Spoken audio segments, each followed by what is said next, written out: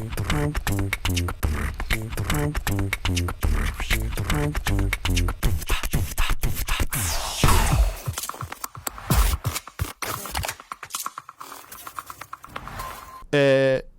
those who do not know or have not been in the news, for the last about 2-3 weeks ago, there was a motaratara. There was a line. It was like an NFL draft where the commissioner would come in and select the number 1 pick, number 2.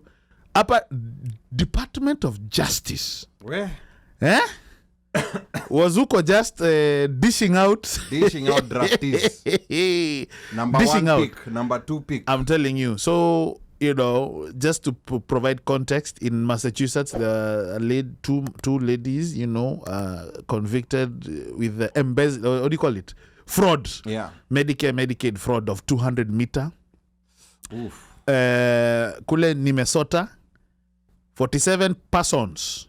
Careers were being dished. 47, whatever you want to call them. Yeah. Draftees were drafted.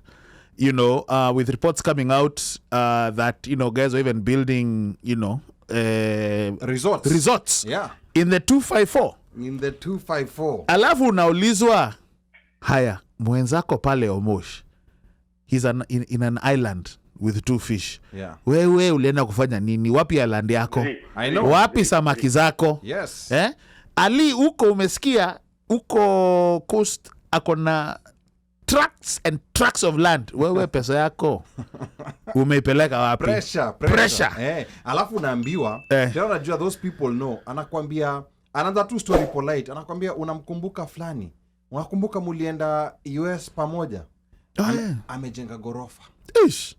Tena si gorofa, amejenga magorofa. Sasa watu wake wako sawa wote. So now they're sizing you up. What have you been doing? Yes.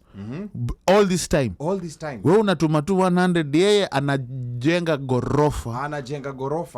Yeah. What are you doing that? What is it? In fact, I think I know the mother. I can introduce you. Alafu you can see, maybe you guys can partner and do something together. Say deal. Yes, and these things happen. E-pressure, it happens all the time. So, the question you posed was, is it ignorance or or is it are they part of an organized crime syndicate? And the reason why I'm asking yes. ignorance is because there's some people also, there was a lot of fraud when it came to the COVID checks, the unemployment checks. My goodness me. There was a lot of fraud involved. Yes.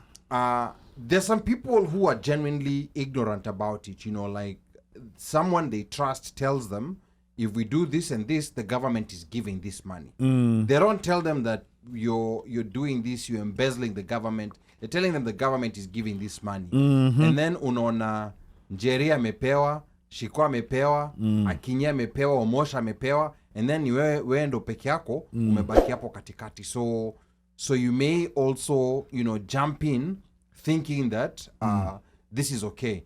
There's the conspirator, of course, knows that this is illegal. Yes. But then I think there's also the aspect of people knowing X number of people have done it, they never got caught. Yeah. Go ahead. They never got caught, right. or the feds don't have time to follow this up. And this is not the only issue involving Kenyans that has been there over the years. You remember those articles that used to come on Mwakilishi, Kenyan man, Kenyan woman, that we even started complaining about, but there was issues of tax fraud.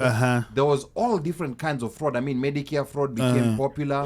There was even one recently, by recently I want to say like 5, 6, 7 years ago in Baltimore, a lady who lived in Delaware defrauded some medical system in Baltimore County. And I think she got a deal. I don't know how many years she got. Yeah. We've had another one in Dallas where they were defrauding, the public schooling system, like faking that they were tutoring and they were not. But this one in Minnesota was it was so big because it was about feeding children. Yes. It was about feeding children who used to depend on going to school to get meals. But now the schools were no longer open because of COVID.